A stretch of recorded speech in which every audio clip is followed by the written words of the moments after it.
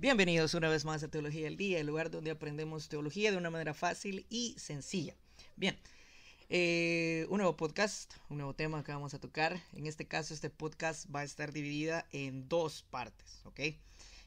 Vamos a hablar específicamente sobre la revuelta de los macabeos. No vamos a hablar sobre el libro de Macabeos, que tiene mucho que ver con lo que hablaremos el día de ahora, sino que vamos a hablar de qué o por qué se hizo la revuelta de los macabeos en esta parte 1, y en la parte 2 profundizaremos un poco más y quizá más adelante dejaremos la parte del libro y por qué el libro no se encuentra dentro del canon cristiano, ¿verdad? Entonces, para iniciar podemos empezar hablando del contexto para entender el punto de vista histórico, la importancia que tuvo la revuelta macabea. Es crucial entender qué venía pasando en el mundo entre los grandes imperios y qué papel le tocó jugar a la pequeña Judea. Ese es el objetivo de esta primera parte, la contextualización. Y es que situémonos en el año 183 antes de Cristo. El mundo está siendo amenazado militarmente por una gran potencia, Roma. El fenicio Aníbal acaba de suicidarse. Él ha sido el más grande estratega militar de todos los tiempos, y solo quizás comparable al macedonio Alejandro el Grande o Alejandro Magno. Este último había edificado el más vasto imperio de la antigüedad, pero no dejó herederos, y sí muchos generales. Estos generales, como no podía ser de otra manera, se repartieron su imperio, quedando Egipto en dominio de Ptolomeo y su dinastía, y Babilonia en mano de Seleuco, fundando el famoso imperio seleucida. Un día sería bien hablar sobre esos cuatro generales que dejó Alejandro Magno, y en específicamente estos dos, los Ptolomeos y los Seleucidas, pero enfoquémonos en esto. La cultura incipiente que domina el mundo, ya sea en el Egipto tolemaico y el imperio seleucida, ya sea entre el patriarcado romano, es la atractiva y avanzada cultura griega. Recordemos, aún eran griegos en ese momento, que ya había dado algunos de sus mejores frutos a nivel filosófico y matemático. En el templo de Jerusalén, el sumo sacerdocio sigue en manos del linaje de Sadoc, que se remonta a los tiempos de Salomón, de 954 a.C. Judea es un diminuto pedazo de tierra, podríamos decir insignificante, pero no solo ahí hay judíos. En la región del Tigris y Éufrates, en Alejandría, la capital egipcia, y en ciudades griegas de Asia Menor se desarrolla la espiritualidad judía, cuyo centro de conciencia nacional era el templo de Jerusalén, consagrado por segunda vez en el 516 a.C., cuando habían regresado del exilio.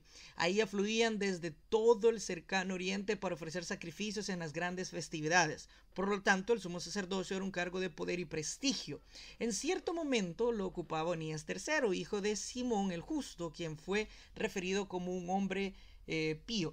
Se las arregló para estar en buenos términos con el imperio seleucida, el cual requería constantemente dinero para poder mantener una extensión tan grande de tierra luego de las devastadoras pérdidas que sufrió contra Roma. En el 175 a.C.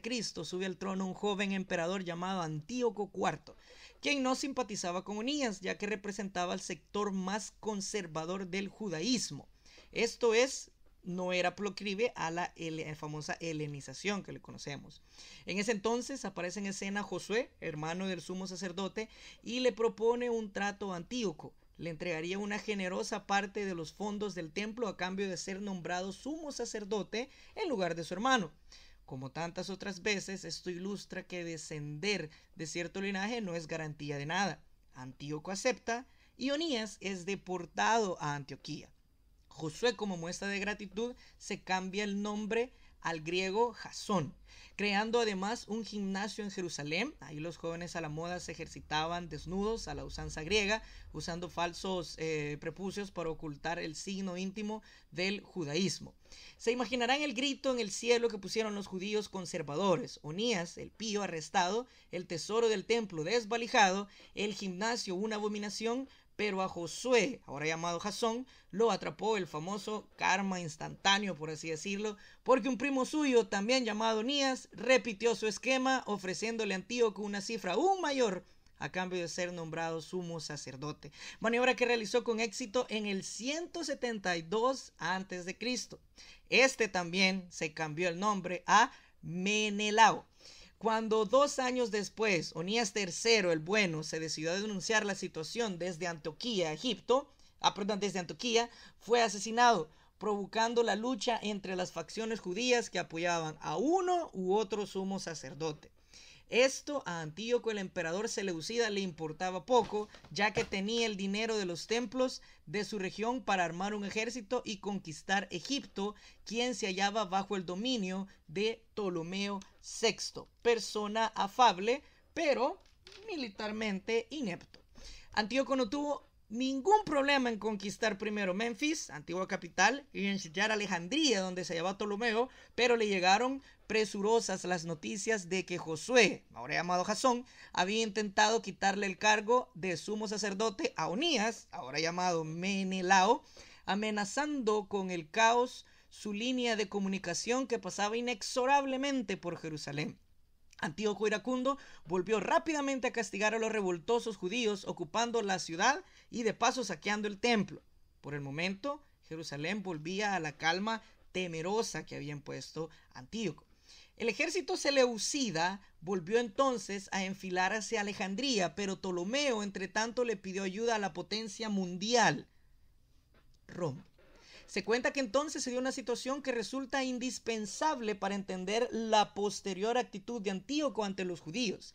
Ante las murallas de Alejandría se acercó un embajador romano a hablar con el emperador seleucida, planteándole que si su ejército no se retiraba de Egipto, tendría que afrontar una guerra con Roma.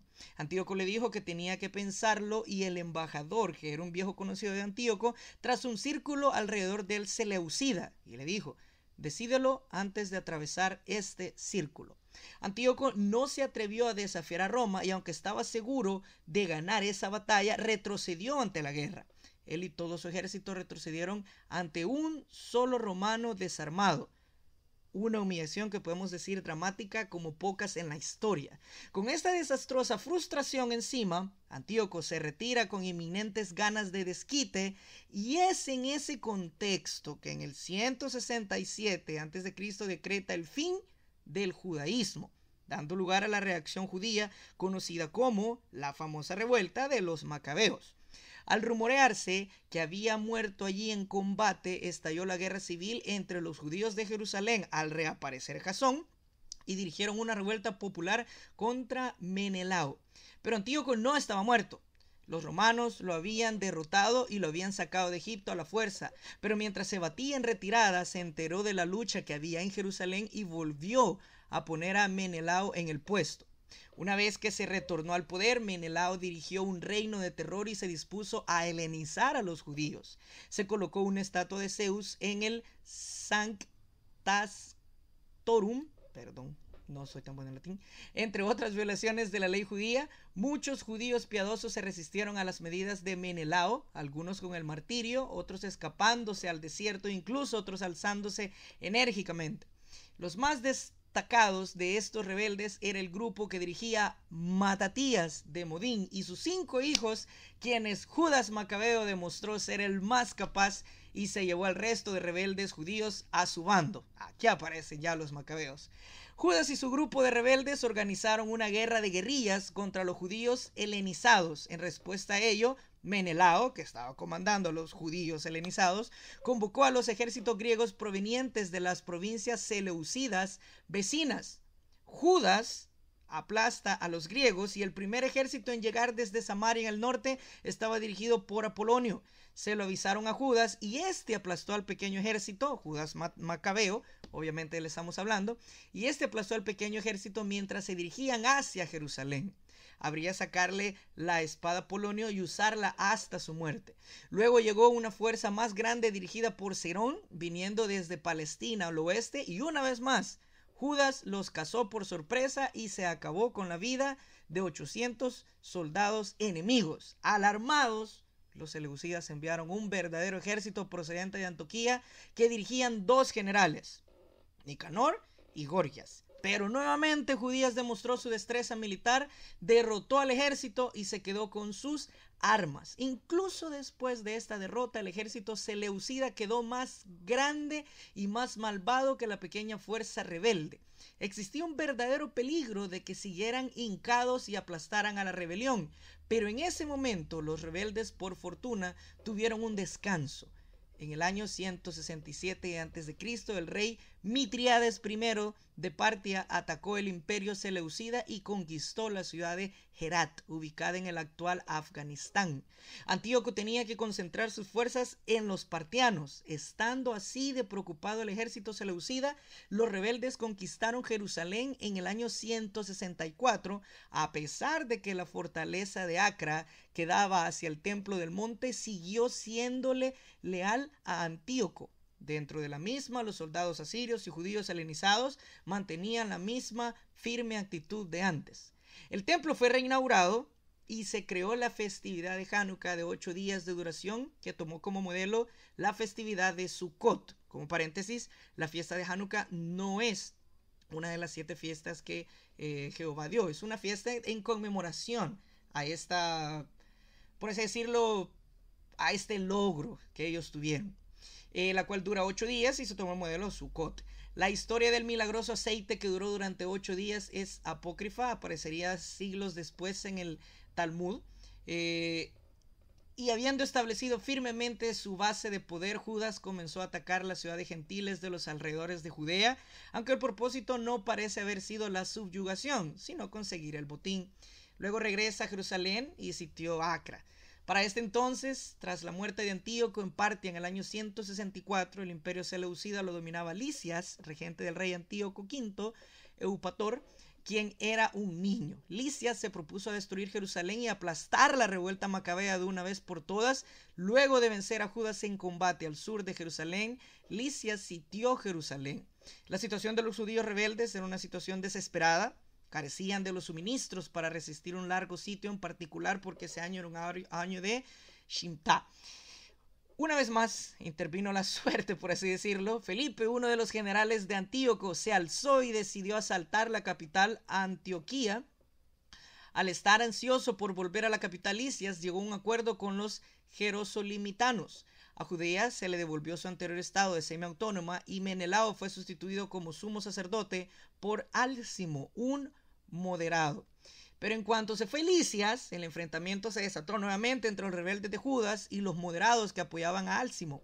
Se envió un ejército dirigido por el general seleucida Nicanor para brindar ayuda a los moderados, y en el año 161 Judas derrota al ejército de Nicanor en la batalla de Adasa y Nicanor fue asesinado.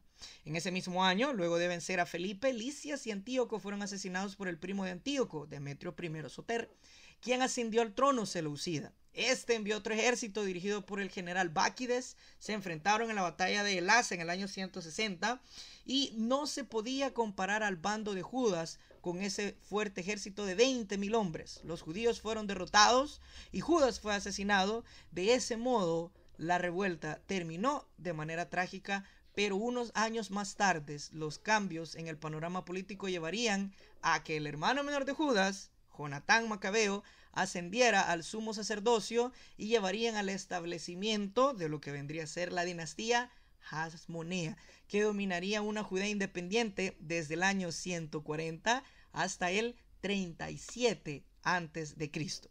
Esta es la primera parte, nos vamos a quedar acá. En la segunda parte vamos a estudiar un poco, o vamos a comentar un poco sobre el significado. Vamos a comentar sobre lo que es Hanukkah, el impacto y sobre la pequeña leyenda, por así decir, que existe entre lo que es el Hanukkah o la fiesta de las luces, que es cuando ellos ingresan al templo y encuentran algo. Entonces, de ahí viene la historia de la cual se tiene. Espero que esto haya sido de ayuda, que tengamos una idea sobre qué es la revuelta macabea. Es bien importante. Esto se da en los famosos 400 años del silencio, que va entre el espacio del último libro del Antiguo Testamento y el primer evangelio del Nuevo Testamento. Durante esos 400 años, teológicamente les conocemos como los 400 años del silencio, es que se está dando todo este cambio que estamos estudiando, porque cuando salimos del Antiguo Testamento sabemos que los griegos están llegando al poder, están alcanzando su máximo esplendor. Sin embargo, cuando aterrizamos en el Nuevo Testamento nos damos cuenta de que el reino griego ya ha sido desplazado por el reino o el imperio romano, y es lo que conocemos durante todo el Nuevo Testamento. Espero que esto sea de bendición para ustedes y que les ayude a entender de una mejor manera. Que Dios les bendiga.